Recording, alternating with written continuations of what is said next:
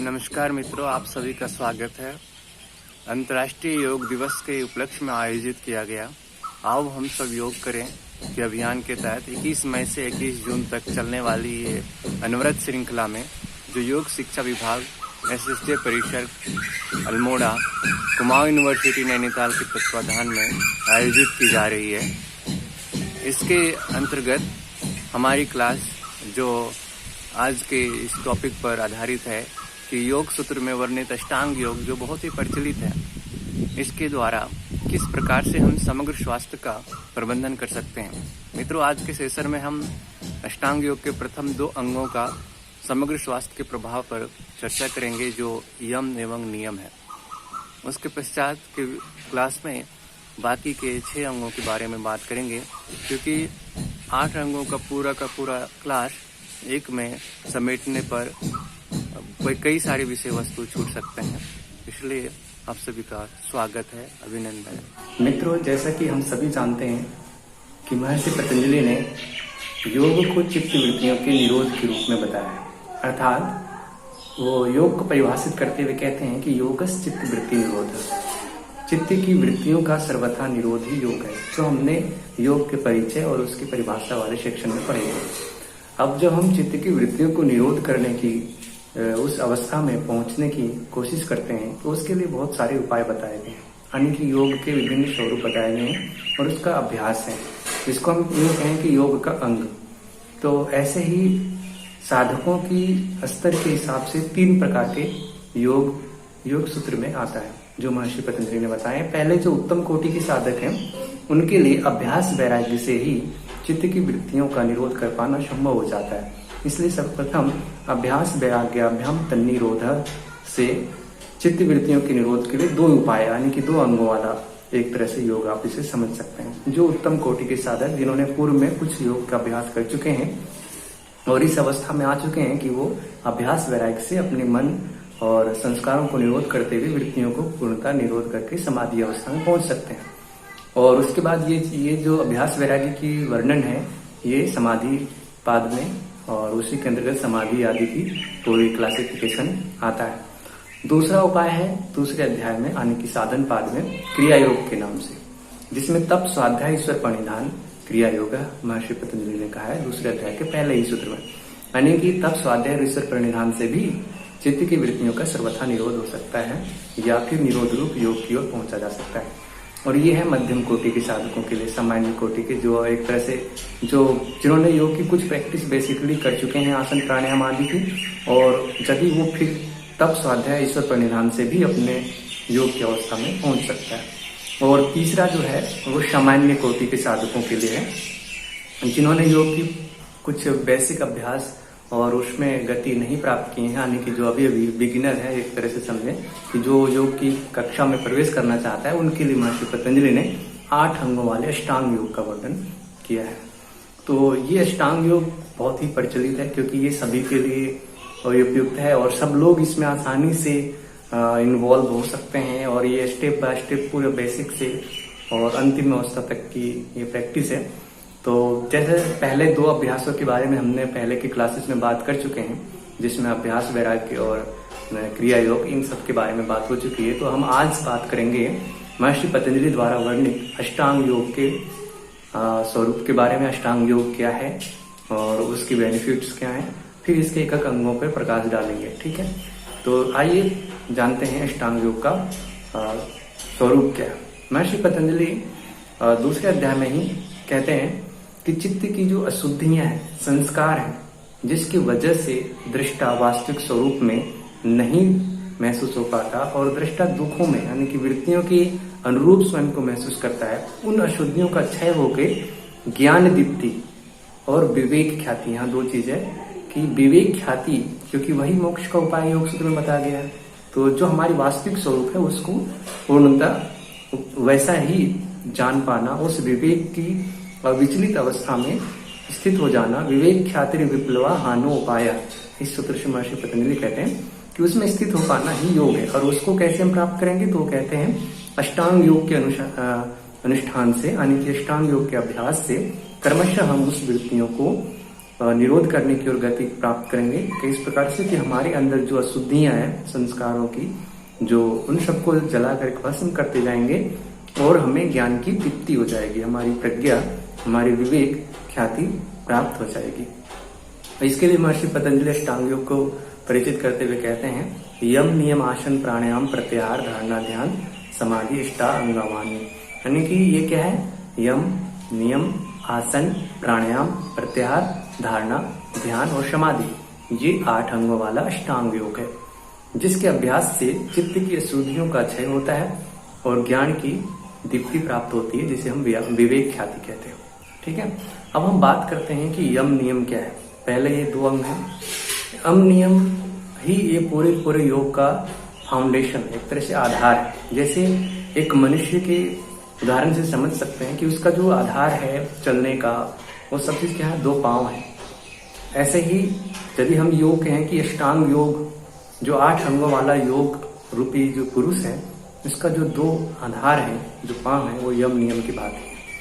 इसको आप इस तरह से भी कोरिलेट कर सकते हैं समझने के लिए कि जैसे हमारे एक पांव में 5 अंगुलियां हैं, दूसरे में भी 5, ऐसे यम भी 5 हैं और नियम भी 5 हैं। और इन दोनों को सार्वभौम महाव्रत भी कहा गया है, क्योंकि ये किसी भी धर्म जाति संप्रदाय देश काल और परिस्थिति से सर्वथा अछूता, उनकी सीमाओं से परे, हमेशा सबके हित के लिए, सबके लिए कल्याणकारी और समान फल देने वाला होता है। तो इसलिए ये सार्वभौम महाव्रत है। और इसी के आधार पे ये एक तो यम अपना जो एक तरह से कहें कि सामाजिक अनुशासन है, तो नियम अपना व्यक्तिगत अनुशासन है, जो दोनों ही वास्तव में मनुष्य क्या है, एक सामाजिक प्राणी है। तो सामाजिक प्राणी है तो सबसे पहले हमें अपनी जो सामाजिक जीवन की जो जिम्मेवारियां हैं, जो हमारी कर्तव्य बनते हैं, उन सब के बारे में सजग होते हुए स्वस्थ सुखद और प्रसन्नचित्त समाज का निर्माण में हमारी पूरी ध्यान भी होना चाहिए। इसलिए उसमें यम में देखिए सबसे पहला अंग है अहिंसा। अहिंसा यानी कि मन क्रम वचन, यानी कि मन से भी, मन यानी कि मनसा, वाचा और कर्मणा, इन तीनों ही स्तर पे हमें किसी भी व्यक्ति की कष्ट की कामना या कष्टदायक कार्य ऐसा नहीं करना। हिंसा का बिल्कुल विपरीत अहिंसा का व्रत पालन करना, ये हुआ यम का पहला अंग अहिंसा। और अब देखिए यदि हम ऐसा करते हैं कि अहिंसक व्रत का पालन करते हैं तो हमें क्या उसका सिद्धि से क्या प्राप्त होता है या उसका क्या लक्षण हमें मिलता है, तो उसका ये परिणाम आप प्रायः पुराणों में देखा करते हैं, सीरियलों में भी आपने देखा होगा कि ऋषि मुनि जो अष्टांग योग का अभ्यास करने वाले होते थे, उनके आश्रम में हिंसक पशु भी आराम से अपनी हिंसा भाव का त्याग करते हुए दिखाई देते हैं। एक ही नदी के किनारे गाय और शेर दोनों साथ साथ रहते हुए हम देख सकते थे। क्यों? क्योंकि ये चीज योग सूत्र में भी इस सूत्र में आता है, अहिंसा प्रतिष्ठायाम तत्सन्निधो वैर त्याग। अर्थात जब कोई साधक अहिंसा भाव में प्रतिष्ठित हो जाता है तो उसके समीप हिंसक पशु भी अपने वैर भाव का परित्याग कर देता है। तो यही प्रभाव आप इसको ये समझ सकते हैं कि हमारे जो शरीर से जो मैग्नेटिक वाइब्रेशंस उस प्रकार से निकलते हैं, वो वही माध्यम है जिसकी वजह से वो जंतु के चित्त में जो हिंसक है वो मैग्नेटिक फील्ड उसमें भी अहिंसा भाव की जागृति करा देता है। और जब तक वो इस आश्रम की ओर रहता है, वहां पे विचरण करता है, वो हिंसा भाव से बचा रहता है, क्योंकि चित्त तो किसी सीमा में कैद नहीं है, वो उसकी प्रभाव वातावरण में भी देखा जाता है। तो ऐसे जो दूसरा अंग है वो है सत्य। तो सत्य के लिए भी आप समझ सकते हैं कि जैसा हम देखे हैं, जैसा जो कुछ भी हमें ज्ञात है उसको उसी रूप में जन कल्याण हेतु और बिना दुराव के, बिना छिपाव के, मन वचन और कर्म से उसी को प्रकट करना, ये सत्य है। और यदि हम ऐसा करते हैं, यदि बहुत ही है सरल लेकिन व्यवहार में उतना ही कठिन है, क्योंकि हम दिन प्रतिदिन के अभ्यासों में, दिन प्रतिदिन के व्यवहार में देखते हैं कि प्रायः असत्य का मेल लोग ज्यादा करते हैं, जिससे अविश्वास और लोक श्रद्धा की कमी ऐसे भाव दिखाई पड़ते हैं। इससे छल और छद्म भी उत्पन्न होते हैं। यदि हम सत्य का आचरण करते हैं तो ये भले ही कुछ देर के लिए कष्टदायक हो, परंतु वह एक अप्रतिम लाभ दे करके जाता है। जो सत्य की सिद्धि के बारे में महर्षि पतंजलि कहते हैं, सत्य प्रतिष्ठायाम क्रिया फल श्रेयत्वम, यानी कि यदि हम सत्य की अवस्था में सिद्ध हो जाते हैं, हमारी वाणी क्रिया फल का आश्रय लेने वाली हो जाती है। ये भी आप ऐसे सिद्ध महापुरुषों के एग्जाम्पल से समझ सकते हैं जिनके श्राप और वरदान दोनों ही सत्य होते हुए देखे जाते हैं। यानी कि यदि वैसे पुरुष या योगी जैसा वो हुआ भी नहीं है, उसके बारे में जो भी श्राप या आशीर्वाद दे दे वो भी भविष्य में बिना किसी पुरुषार्थ के सत्य हुआ देखा जाता है। ये सत्य के आचरण का जो अष्टांग योग के में के दूती अंग हैं, उनके अभ्यास से मिलता है। इसको कह सकते हैं कि वाणी का अमोघ हो जाना। ऐसे अनेकों महापुरुषों के उदाहरण भरे पड़े हैं जिन्होंने जो भी कहा वो सत्य हो गया। तो कहने का मतलब ये है कि वाणी में वो कार्य फल की आश्रय का गुण आ जाता है, उसमें कार्य की आवश्यकता नहीं रह जाती। यम का तीसरा अंग है, जैसे महर्षि पतंजलि ने कहा, अहिंसा सत्य अस्तेय। अस्तेय मतलब होता है चोरी नहीं करना। चोरी नहीं करने का मतलब ये नहीं कि केवल किसी दूसरे की वस्तु को चुरा लेने मात्र से या फिर उसको छोड़ देना, बल्कि ये बहुत ही व्यापक है। मनसा वाचा कर्मणा, यानी कि वाणी से, मन से और कर्म से, इन तीनों ही स्तरों पे किसी भी दूसरे व्यक्ति की वस्तु को अपना बनाने की कोशिश नहीं करना, किसी भी दूसरे व्यक्ति के पुरुषार्थ को, उसकी या यूँ कहें कि क्रेडिट को अपना बनाने की कोशिश नहीं करना। और ये वास्तव में अस्तेय है, यानी कि चोरी नहीं करने का व्रत पालन है। जैसे इंटेलेक्चुअल प्रॉपर्टी की चोरी की जाती है, डेटा चोरी की जाती है, या फिर किसी के लिखा हुआ या आविष्कार किया हुआ चीज़ें, ये सभी भी चोरी के अंतर्गत में आता है, अस्तेय के अंतर्गत आता है। तो हर स्तर पर इस चीज़ का जब हम अनुशासन को पालन करते हैं, तीसरे अंग जो अष्टांग योग का है उसका जब हम पालन करते हैं, तो महर्षि पतंजलि कहते हैं अस्तेय प्रतिष्ठायाम सर्वरत्नोपस्थानम, अर्थात अस्तेय की प्रतिष्ठा हो जाने के बाद साधक के सामने सभी वस्तुओं, सर्वरत्न मतलब कि जितने भी रत्न हैं, बहुमूल्य धातुएं, जो कुछ भी कहीं भी छुपा हुआ हो, गड़ा हुआ हो, वो सब उसके सामने प्रकट हो जाते हैं। मतलब उनके सामने कुछ भी खजाने या कुछ भी जो गुप्त धन आदि हैं वो सब उसके सामने छुपा नहीं रहता। आप सभी सभी लोग मनुष्य, हम सभी जानते हैं कि प्राचीन काल के ऋषि मुनि या अभी भी जो इस अस्तेय की साधना में सिद्ध हैं, उनके वो गड़े हुए धन या वैसी वस्तुओं को, रत्नों को आसानी से देख सकते हैं या उनका अनुमान कर सकते हैं। ये अपने आप में एक बहुत बड़ी सिद्धि है। मित्रों, चोरी करने से जो क्षणिक लाभ प्राप्त होता है या किसी दूसरे की वस्तु को जबरन हथिया लेने से जो क्षणिक लाभ प्राप्त होता है, उसके बजाय ये जो दीर्घकालिक और अनंत प्रभावशाली लाभ प्राप्त होता है, उसे महर्षि पतंजलि ने स्पष्ट किया है। ये हमारे हेल्थ में भी बहुत ही प्रभावशाली है, क्योंकि ये हमारी जो छोटी छोटी आदतें, छोटी छोटी जो कमजोरियां होती है, वो हमारे हेल्थ के लिए भी बहुत ही घातक होता है। सपोज करें कि यदि हम किसी दूसरे की धन की कामना करते हैं, तो हम एक तरह से आलसी, प्रमादी भी बनते हैं, और हमारी नेगेटिविटी, हमारी आत्महीनता एक तरह की हमारी मानसिक रोग को जन्म देते हैं, और वही मानसिक रोग आगे चल के साइकोसोमेटिक डिजीज़, यानी कि शारीरिक रोगों में परिणत हो जाते हैं। इसीलिए देखा ये जाता है कि सामान्यतः जो व्यक्ति अच्छे व्यवहार नहीं करते हैं, यम नियम के विपरीत आचरण करते हैं, धर्म, जिसको सामान्यतः बोलचाल की भाषा में धर्म का नाम दे दिया जाता है कि सत्य बोलना धर्म है, चोरी नहीं करना धर्म है, तो ये वास्तव में एक योग के अंग हैं। ये योग विज्ञान का एक सिद्धांत है।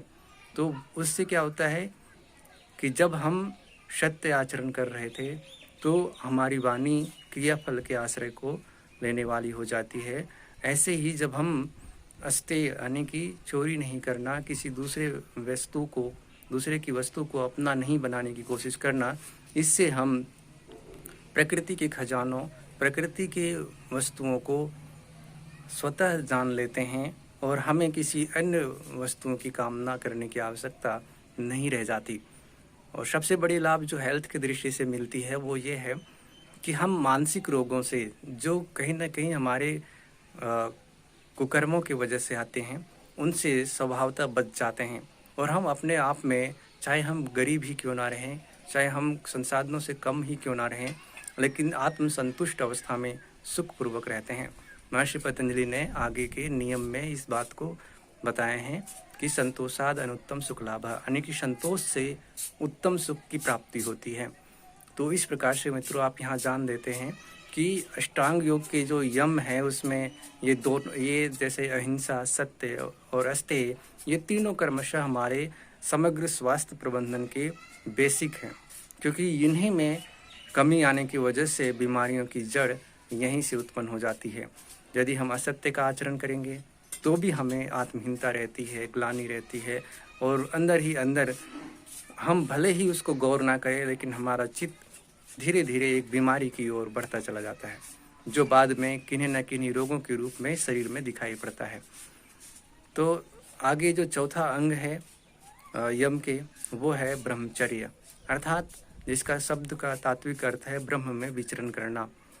यानी कि सामान्यतः मनुष्य का जो दृष्टिकोण होता है, मनुष्य का जो व्यवहार होता है, वो संसार की ओर होती है, विषयों की ओर होती है। यानी कि जितने भी सुख साधन की वस्तुएं हैं उनकी ओर उसकी सारी इंद्रियां लगी रहती है। देखना, सुनना, बोलना, ये सभी संसार के लिए होता है। वो कभी भी ये नहीं विचार करता कि मैं क्या हूँ, मेरी क्यों यहाँ पे अवतरण हुआ है, हम क्यों आए हैं, हमारा उद्देश्य क्या है, हमारा जीवन का लक्ष्य क्या है, या फिर हमें बनाने वाला कौन है, उसने हमें क्यों बनाया है। तो ये जो स्वाभाविक प्रवृत्ति जो हमने बना रखा है और जो हम संसार की ओर विचरण कर रहे हैं, और अंत में हम इसी व्यवहार की वजह से दुखों के सागर में गिरते हैं और हर समय दुखों के थपेड़े हमारे गाल पे लगते रहते हैं, फिर भी हम नहीं सुधरते। तो ब्रह्मचर्य यानी कि अपने सभी इंद्रियों को निग्रह करके ब्रह्म चिंतन में लगाना, ब्रह्म के वास्तविक स्वरूप को, ब्रह्म क्या है, ब्रह्म वास्तव में जो सत्य है, जो रियल है, जो कभी नहीं चेंज होता, वो ब्रह्म है। और जो दुनिया है जिसे माया कहा जाता है, माँ और या, माँ मतलब नहीं, या मतलब जो, ये संस्कृत शब्द को यदि हम समझें तो जो नहीं है वो क्या है, माया है। तो ये संसार मिथ्या इसीलिए कहा जाता है क्योंकि ये जो अभी है वो कुछ क्षण बाद, कुछ सेकेंडों में चेंज होती रहती है। उसकी इंटरनल जो पार्टिकल्स है वो उसकी कंपोजिशंस में भी चेंज होती रहती है, यहाँ तक कि संपूर्ण ब्रह्मांड अपनी एक गति से उसकी जो दूरियां हैं वो बदल रही है, एक दूसरे से दूर जा रहे हैं। ऐसे ही पूरा जो संसार है, संसरति इति संसार, जो गतिमान है वो संसार है, परंतु एक चीज़ जो कभी नहीं बदलती वो है हमारी आत्मचेतना, जो है ब्रह्म चेतना। तो इसीलिए यदि हम उस तत्व को नहीं प्राप्त किए हैं तो इस गतिशील संसार में दुख बने रहना स्वाभाविक है। इसीलिए हम ब्रह्मचर्य को व्यापक अर्थों में समझें, तभी हम इस साधना को भी समझ पाएंगे कि ये कितना पावरफुल हो सकता है। इसीलिए महर्षि पतंजलि इसके लाभ के बारे में कहते हैं कि ब्रह्मचर्य प्रतिष्ठायाम वीर्य लाभ, अर्थात ब्रह्मचर्य में प्रतिष्ठित हो जाने से व्यक्ति को दिव्य बल की प्राप्ति होती है। आत्मबल, शरीर बल, मन बल, इन सभी का प्राप्ति हो जाता है। सामान्यतः जब हम इंद्रियों के वश में होते हैं तो हम कभी भी उस अपनी आत्मशक्ति को अनुभव नहीं कर पाते और हमें लगता है कि हम प्रकृति का गुलाम हैं, हम परिस्थितियों के गुलाम हैं, हम विषयों के गुलाम हैं, और इसी वजह से हम दुख की ओर अग्रसर होते रहते हैं। और यहीं से नाना प्रकार के रोगों का शुरुआत हो जाता है। न केवल मानसिक बल्कि यहाँ शारीरिक रोगों की भी भारी बाढ़ आ जाती है। यदि केवल एक यही व्यवहार हमारे व्यवहार में कमी रह जाए कि हम ब्रह्मचर्य पालन न कर सकें, यानी कि इंद्रियों का निग्रह ढंग से न करें, तो भी हमें स्वभावतः बहुत सारी कठिनाइयों को, बहुत सारे रोगों को सामना करते हुए देख सकते हैं। ये व्यवहार इसमें भी है मन, क्रम और वचन से, तीनों से, यानी कि मन में भी, कर्म में भी और वाणी में भी, हम ब्रह्म चिंतन, ब्रह्म के उपयुक्त कर्म, इंद्रियों का संपूर्णता से निग्रह करना और उसका उचित, जैसे आँखों का काम है जो उपयुक्त है, जो दिव्य है, जो हमारे कर्तव्य कर्म है, उसके लिए उसका इस्तेमाल करना। तो ऐसे ही इन जो इंद्रियों निग्रह की जो बात हुई उसे हमें समझ लेना चाहिए। इस प्रकार से अगला जो अंग महर्षि पतंजलि ने यम के बताए हैं वो है अपरिग्रह। अपरिग्रह मतलब होता है, संस्कृत शब्द है जिसका अर्थ होता है संग्रह नहीं करना। आजकल ये देखा जाता है कि हर व्यक्ति स्वभावतः जो कुछ भी अच्छा लगा उसे अपने पास जमा करके रख लेता है, भले ही उसको उपयोग अभी हो रहा हो या नहीं। ऐसे बाद में ऐसा देखा जाता है कि मनुष्य उस संग्रह किए हुए वस्तु में को ही मैनेज करने में लगा रहता है। एक टेबल, 2 टेबल और ऐसे ही पलंग, तो कुर्सियाँ, तो बहुत सारी चीज़ें जो वो कभी यूज ज़्यादातर हो सकता है नहीं करते हों, पर चूँकि उसे लगता है कि भविष्य में इस्तेमाल होगा, यहाँ तक कि टूटी फूटी पुरानी चीज़ें भी वो संग्रह करके रख लेते हैं, ये सोच के कि कभी ज़रूरत पड़ेगा। और वो जितना उसे उस चीज़ की आवश्यकता नहीं पड़ती उतना वो उसके रख रखाव में अपना समय, श्रम और मेहनत बर्बाद करते रहते हैं, और वो उसके लिए दुख का कारण भी हो सकता है। इसीलिए योगियों के लिए, योगाभ्यासियों के लिए ये कहा गया है महर्षि पतंजलि द्वारा कि अपरिग्रह का पालन करें, अर्थात कम से कम साधनों में अपने जीवन को सुगमतापूर्वक चलाने की कला को ध्यान रखा जाए। इससे क्या होगा, अनावश्यक चिंतन, अनावश्यक भूल भटकाव, इन सब से भी बचा जा सकता है, और जो मानसिक रूप से जो प्रेशर होती है उससे भी हम मुक्त रहेंगे। ये भी बहुत तरह की समस्याओं का कारण होता है जिससे हमारा हेल्थ प्रभावित होता है। आगे जब हम यम को समझ लिए, जिसमें 5 था, अहिंसा, सत्य, अस्तेय, ब्रह्मचर्य और अपरिग्रह, इनसे ये जो सामाजिक नियम है, यदि इस नियम को सभी लोग पालन कर पाएं, वैसे ये वास्तव में सभी धर्मों में देखा जाता है, क्योंकि योग एक विज्ञान है, एक सुपर साइंस है। इसे अलग अलग व्यवहार के रूप में अपनाने के लिए, लोगों को जनसामान्य के अंग बनाने के लिए इसे धर्म के रूप में प्रस्तुत किया गया है। मित्रों, आप इस तरह से समझ सकते हैं कि हमारा जो संपूर्ण जीवन है वो इस यम के द्वारा किस प्रकार से परिवर्तित हो सकता है। यदि हम इसे परिवर्तित कर लें तो हम मानव से महामानव, देव मानव के स्तर तक पहुंच सकते हैं। इसीलिए महर्षि पतंजलि ने यम नियम को सार्वभौम महाव्रत कहा है, क्योंकि ये देश काल, जाति, लिंग, भाषा, संप्रदाय आदि से परे है। ये ऐसा नहीं है कि कोई कर सकता है और कोई नहीं कर सकता, ये सबके लिए समान रूप से बिना भेदभाव वाली और फल प्रदान करने वाली है। नियम के बारे में आप 5 अंग हैं उसके बारे में भी मैंने बताया था। तो नियम में सबसे पहला अंग है शौच। शौच का अर्थ होता है शुद्धि, पवित्रीकरण, यानी कि अपने शरीर का अंतः और बाह्य से दोनों ही अवस्था से शुद्ध रखना, पवित्र बनाए रखना, क्योंकि सारी समस्याओं और सारी रोगों का कारण क्या है, अपवित्रता, अशुद्धि। प्राकृतिक चिकित्सा में या यूँ कहें कि नेचुरोपैथी में ऐसा कहा जाता है कि समस्त रोगों का कारण विजातीय द्रव्य है, टॉक्सिक मेटेरियल्स, और वही विजातीय तत्व जिसे मेडिकल साइंस में ये कहा जाता है कि विषाणु, जीवाणु, बैक्टीरिया या फिर वायरस, ये सब भी उसी विजातीय द्रव्य से पनपते हैं, उत्पन्न होते हैं। जहाँ कहीं गंदगी होती है वहाँ मच्छर आते हैं, मच्छर से फिर बैक्टीरिया या फिर वायरस ऐसे पनपते हैं। तो इस प्रकार से हम जानते हैं कि जहाँ कहीं भी गंदगी हुई वहाँ से बीमारियों के कारण उत्पन्न होते हैं। इसीलिए नियम के अंतर्गत जो पहला अंग है उसे महर्षि पतंजलि ने शौच कहा है, यानी कि शुद्धि, अपने आप को शुद्ध बनाए रखना, पवित्र बनाए रखना, अपने शरीर को शुद्ध बनाए रखना, बाहर से स्नान आदि क्रिया के द्वारा, और अंदर से अपने मन और अंतःकरण को भी शुद्ध रखना। और इसके अलावा भी शरीर की भी अंदर से सफाई के लिए योग में षटकर्मों का अभ्यास है, जिसमें नेति, धोती, वस्ती, नौली, त्राटक, कपालभाति, ये सब 6 क्रियाएं हैं, जिससे हमारे मुख से लेकर के पूरे पेट और पूरे आंतों तक की सफाई करते हुए संपूर्ण शरीर की सफाई होती है। ऐसे शीर्ष प्रदेश की भी पूरी सफाई की प्रक्रिया है, और ये जो क्लीनिंग प्रोसेस है इससे सारी डिजीज के रिमूवल की संभावना प्रबल हो जाती है, और किसी भी प्रकार के रोग यदि पनप भी रहे हों तो उसका जड़ से सफाया हो जाता है।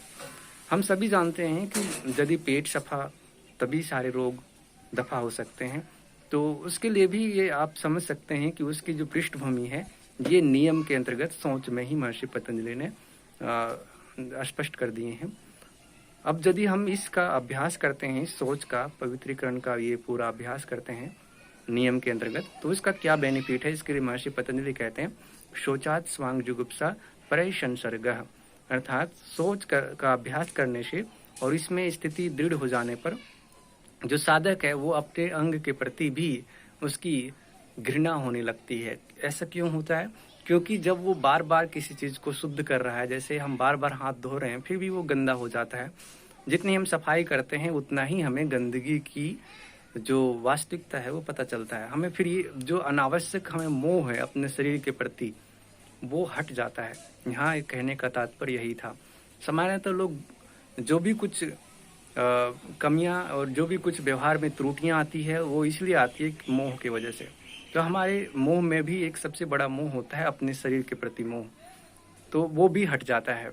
ये सबसे बड़ा लाभ है। और दूसरा क्या है? परय संसर्ग, दूसरों व्यक्तियों के संपर्क में आने का मन नहीं करता वो फिर, क्योंकि जब उसका अपना शरीर से उसको इतना घृणा हो जाती है, इतना उसे ये लगता है कि बस ये हमारे एक साधन मात्र है, इससे ईश्वर की प्राप्ति करने का एक माध्यम है, जिसके लिए कहा भी गया है धर्मार्थ काम मोक्षा नाम आरोग्यम मूलमुत्तमम। तो ये आरोग्य जो धर्म अर्थ काम और मोक्ष का जो मूल्य है उसके लिए शरीर को स्वस्थ रखना भी आवश्यक है। मित्रों, ये अष्टांग योग के नियम से आप समझ सकते हैं कि वर्तमान समय की जो महामारी है कोविड-19 या कोरोना वायरस, उसको पनपने में कितना मुश्किल होता यदि सारे भारत के वासी सोच का अभ्यास में स्थित होते, क्योंकि फिर वो हर तरह से अपने आप को पवित्र रखने की कोशिश करते। जो बार बार हाथ धोने, साबुन से हाथ धोने, दूसरों के संपर्क में ना आने, सोशल डिस्टेंसिंग, ये सब जो हिदायतें दी जाती है, यदि इसमें सभी व्यक्ति योग के अभ्यास को अपना ले, योग के इसके केवल अष्टांग योग का आचरण करने लगे, तो कोरोना वायरस तो यूं ही दम तोड़ देता। परंतु फिलहाल ऐसी जनमानस की पृष्ठभूमि तैयार नहीं है कि सभी लोग इस प्रकार से आचरण कर सकें, क्योंकि वो इस चीज़ से अनभिज्ञ हैं। वो ऋषियों की जो दृष्टा ऋषि हैं, जो रिसर्चर हैं, जो पूर्व से ही सत्य ज्ञान को समझते थे, उनके इन बातों की ओर ना कभी रिसर्च और अन्वेषण करने की कोशिश हुई, ना कभी उनके पास ये मैसेज प्राप्त हुआ। इसको समझने जानने का व्यापक अभियान नहीं छेड़ा गया। इसी वजह से ये जीवन का अभिन्न अंग अभी तक पूर्णता नहीं बन पाया है। जहाँ बना है वहाँ इसके जो रोगों की प्रसार की संभावना है वो बहुत कम है, और इतनी बड़ी आबादी होते हुए भी हमारे देश में ये इसका प्रकोप इतना नहीं फैल पाया है, ये इस बात को पुष्ट करता है।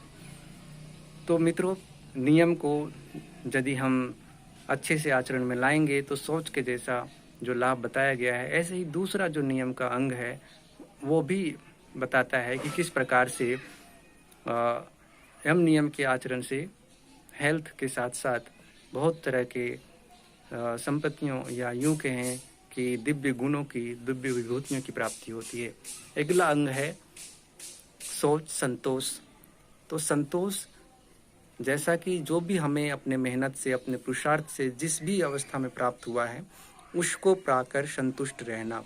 देखा यही जाता है कि मनुष्य की कामनाएं बढ़ती रहती है और वो कभी भी किसी भी अवस्था में पॉजिटिव भाव से, सकारात्मक भाव से उसे एक्सेप्ट ना कर पाने के कारण दुखी होता रहता है। यदि वो संतोष को धारण कर ले, जैसा जितना मिला है उसे ईश्वरीय कृपा समझकर उसमें प्रसन्न रहते हुए और अधिक यदि पाना है तो उसके लिए ईमानदारी से पुरुषार्थ करें और फिर फल की आशा ना करें। जैसा कि कहा गया है, कर्मयोग यदि भाव रखे तो वो सदैव ही आनंदित रहा जा सकता है। और जैसा कहा भी गया है, गजधन, बाजीधन और रतन धन सब धन धूरी समान, जब आवे संतोष धन। तो इसीलिए जब आवे संतोष धन सब धन धूरी समान। मित्रों, संतोष से ज़्यादा जो सुखकारी है वो कुछ भी नहीं है। और जब संतोष रहता है तो किसी प्रकार की आत्महीनता, किसी प्रकार की चिंता, तनाव, ऐसे मानसिक रोग भी नहीं आते। परंतु संतोष के अभाव हो जाने से हम उस वस्तु को तो नहीं प्राप्त कर पाते, परंतु बीमारी जरूर हमें मिल जाती है। संतोष नहीं है तो हम चिंता करते हैं, क्रोध करते हैं, तनाव लेते हैं। ये सब मानसिक रोग हैं, और ये मानसिक रोग यदि ज़्यादा लंबे समय तक हमारे पास बना रहा तो फिर शरीर के रोगों के रूप में भी परिलक्षित होने लगते हैं। इसीलिए ये अष्टांग योग का जो संतोष है, इसे यूं हल्के में मत लीजिए। ये हमारे रोग रक्षा यानी कि रोग निवारण और स्वास्थ्य रक्षा के लिए एक बहुत ही उपयोगी अंग है। तीसरा अंग है जो नियम के अंतर्गत है, उसमें है तप। तप के लिए कहा गया है तपो द्वंद्व शहनम, यानी कि जो भी कुछ हमारे जीवन में द्वंद्व आते हैं, सर्दी गर्मी, भूख प्यास, इन सभी द्वंद्वों को सरलता से, सहर्षतापूर्वक झेलते हुए, उसको अपना एक संघर्ष समझते हुए, तप समझते हुए अपने कर्तव्य पथ पर आगे बढ़ना, अपनी धर्म से मुख नहीं मोड़ना, ये तप है। यदि एक विद्यार्थी का तप है अध्ययन करना, अध्ययन में जो भी बाधाएं आ रही है उसको सहर्ष स्वीकार करते हुए आगे बढ़ना। ऐसे ही हर व्यक्तियों के लिए तप को अलग अलग तरीके से समझ सकते हैं। पंडित श्री राम शर्मा आचार्य जी ने 12 प्रकार के तपों का उल्लेख किए हैं, जिनमें भी मुख्यतः 3 प्रकार के कैटेगरी में बांट सकते हैं: शारीरिक, मानसिक और वाचिक, यानी कि शरीर से किए जाने वाले तप, मन से किए जाने वाले तप और वाणी का तप। शरीर से किए जाने वाले तप बहुत प्रकार के तप हैं, जिसमें से हम जैसे उपवास आदि जो तप करते हैं, व्रत पालन आदि, ये सभी शरीर के तप आ गए, जिसमें चंद्रायन और ये सभी तप शरीर के तप हुए, जिससे शरीर को द्वंद्व सहन करने की क्षमता आ जाती है। दूसरा है मानसिक तप, जिसमें मन के निग्रह के लिए जो तप किया जाता है, जिसमें जैसे कि हमारा सत्य का आचरण करना या फिर आत्मनियंत्रण या जो भी मानसिक अभ्यास जो हम करते हैं, वो सब मानसिक तप हुए। ऐसे ही मौन तप वाणी का तप है, जो वाणी पे नियंत्रण के लिए हम करते हैं। तो इस प्रकार से इन तीनों तपों, तीनों प्रकार के जो इस प्रकार से जो तीनों प्रकार के जो तप हैं, जिनके अंतर्गत 12 प्रकार के तप आते हैं आगे, इन सब से हमें क्या मिलता है? यदि समग्र रूप से कहा जाए, ओवरऑल यदि हम समझने की कोशिश करें, तो तपों से कायेंद्रिय शुद्धि क्षया तपशः, इसमें महर्षि पतंजलि सूत्र में कहते हैं काय यानी कि शरीर और इंद्रिय अर्थात जो हमारी 10 इंद्रियां हैं, उन सब के अशुद्धियों का नाश हो जाता है। जैसे जब हम तपते हैं, सोना तपाते हैं, तो सोना की जो मलिनता है वो नष्ट होकर के चमकने लगता है। जिस किसी भी धातु को हम तपाते हैं वो पवित्र हो जाता है, शुद्ध हो जाता है, उसकी अशुद्धियां जलकर भस्म हो जाती है। ऐसे ही जब मनुष्य तपता है तो उसका व्यक्तित्व अवगुणों से दूर हो जाता है और उसकी प्रतिभा निखर करके चमकने लगता है। सूर्य तपता है तभी प्रकाश प्राप्त होता है, और जब सूर्य तपने से ही वो संपूर्ण सौर मंडल को प्रकाशित करता है। कहा भी जाता है कि शेष ने तप के बल पर ही पृथ्वी को अपने फन पे धारण किया है। ब्रह्मा जी ने तप के द्वारा ही सृष्टि की रचना की, और अन्य सभी जितने भी महापुरुष हुए हैं, चाहे राम हो, कृष्ण हो, सब ने अपनी अपनी तप साधना के द्वारा ही संसार के हित करने में सफल हुए हैं। तो तप की शक्ति बड़ा ही महिमापूर्ण है। भागीरथी गंगा को भी धरती पर अवतरित करने के लिए भागीरथ ने तप का अभ्यास किया और तप के द्वारा भगवती गंगा को धरती पर अवतरण किए। ऐसे ही ये तप जहाँ विभिन्न प्रकार के लाभों को देने वाले हैं, उसे महर्षि पतंजलि ने सरल शब्दों में, सरल सूत्र के रूप में हमारे सामने रख दिए कि कायेंद्रिय सिद्धि क्षया तपशः, जो काय अर्थात शरीर और इंद्रियों की अशुद्धियों को क्षय करके उसे दीप्त कर देते हैं, यानी कि प्रकाशित कर देते हैं। हमारी जो शरीर की अशुद्धियां हैं, जिसके वजह से बीमारियों की उत्पत्ति होती है, वो स्वतः छिन्न हो जाता है। जब अपच हो, जब किसी प्रकार की शारीरिक रोग हो, तो कहा जाता है कि उपवास से भी उसका समाधान हो जाता है, क्योंकि उससे एक तरह की उसको विश्राम मिल जाता है, हमारी जो इंटरनल इम्यून पावर है वो बूस्ट होने लगता है और रोग प्रतिरोधक क्षमता बढ़ जाने से बीमारी से होता है गायब होने लगती है। ऐसे ही जो हमारे मानसिक रोग हैं वो भी तप से हमारी जो मनोनिग्रह की जो क्षमता है वो बढ़ जाती है, तो वो रोग भी दूर हो जाते हैं। सामाजिक जो हमारे असामंजस्य की जो स्थिति होती है, अनएडजस्टमेंट या माल एडजस्टमेंट कहें, तो वो भी तप से बहुत कुछ प्रभावित होता हुआ देखा जाता है, या यूं कहें कि बिल्कुल भी कायाकल्प हो जाता है। तो मित्रों, तप को समझ लेने के बाद जो हमारा नियम में है, जैसे हमने कहा था शौच संतोष तप स्वाध्याय चौथा अंग है, तो स्वाध्याय में कहा गया है कि स्वाध्याय का मतलब होता है स्व का अध्ययन करना, आत्म चेतना, मैं क्या हूँ, मेरी जन्म का उद्देश्य क्या है, हमें किस उद्देश्य से भेजा गया है, हमारा क्या कर्तव्य है, कहाँ जाना है, क्या करना है, इन सभी वास्तविक चीज़ों को जानने की कोशिश करना, उसके लिए अध्ययन मनन चिंतन निधिध्यासन करना, ये स्वाध्याय है।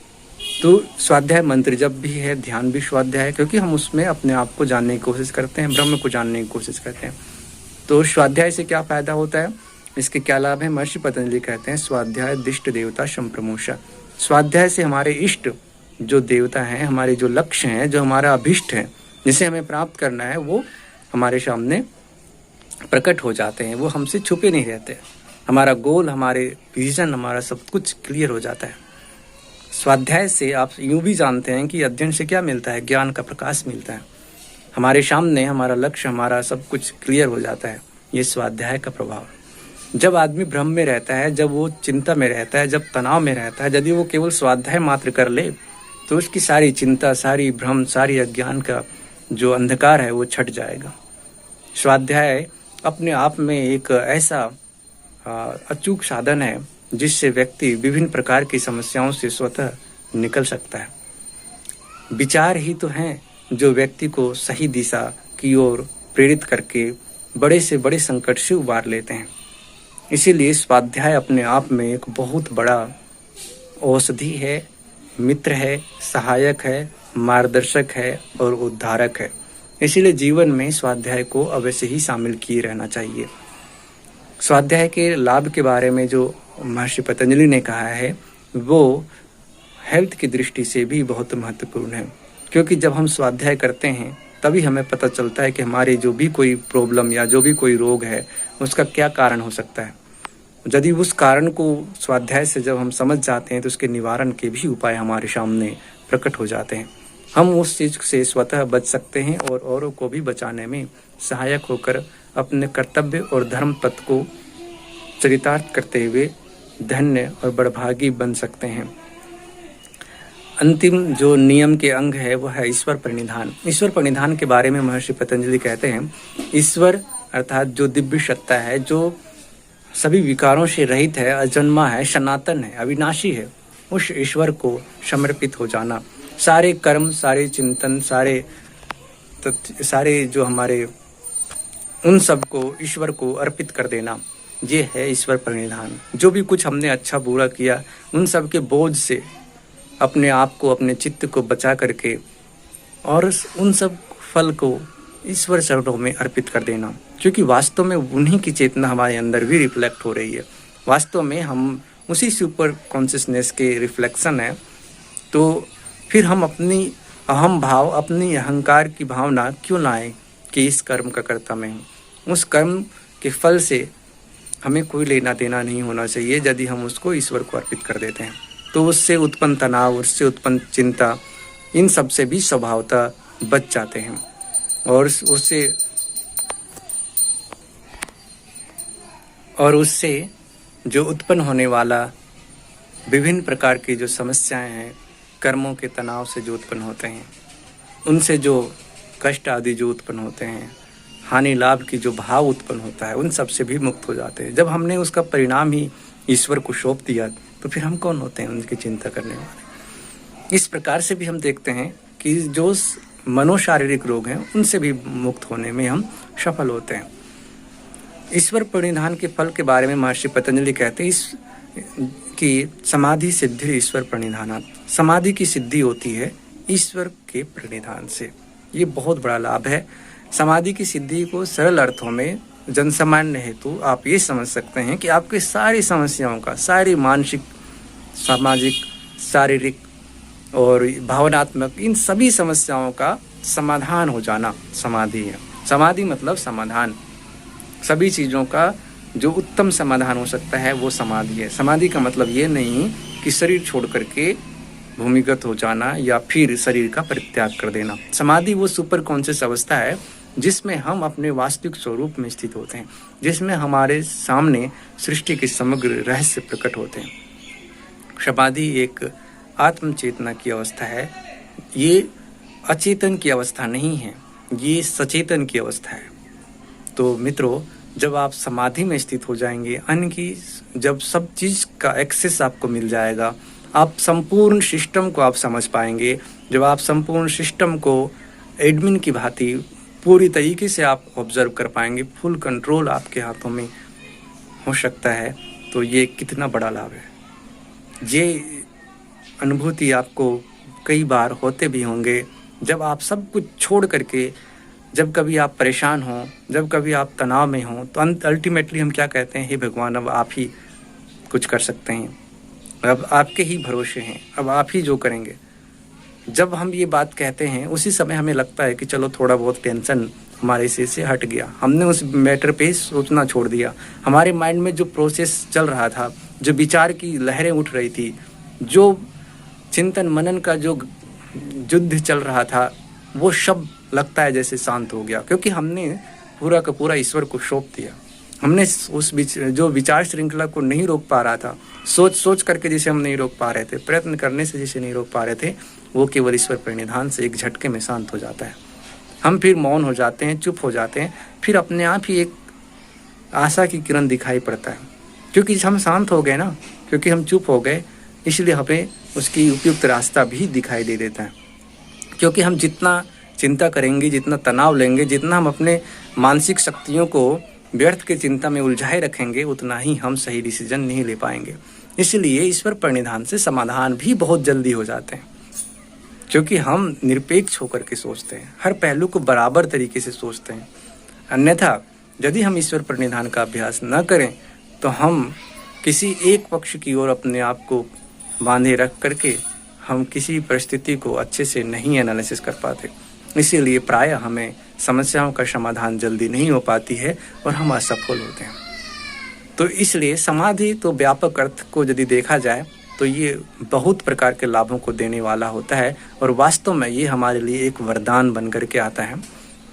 जीवन के हर पक्षों में ये हमें सक्सेस देता है, सफलता देती है, चिंताओं से बचाता है, तनाव से बचाता है, और रोगों से बचाते हुए हमें जीवन लक्ष्य का जो परम स्वरूप है, आत्म तत्व की अनुभूति और ईश्वरीय चेतना में स्थित होने की जो भाव है, उसे भी प्राप्त करा देता है।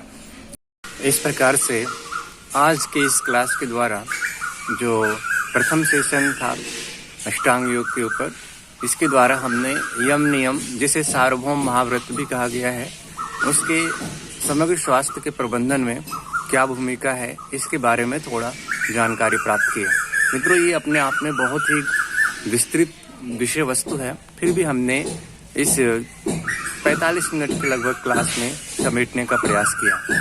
ये विषय वस्तु और भी लंबी जा सकती है, परंतु कई कारणों से यहाँ पर इसे संक्षेप में समेटा गया है। आज की इस कक्षा से हमें उम्मीद है कि योग के और हमारे जो आध्यात्मिक अभ्यास हैं, उन सब के वैज्ञानिकता को आप समझ सके होंगे और उसका अनुमान लगा सके होंगे।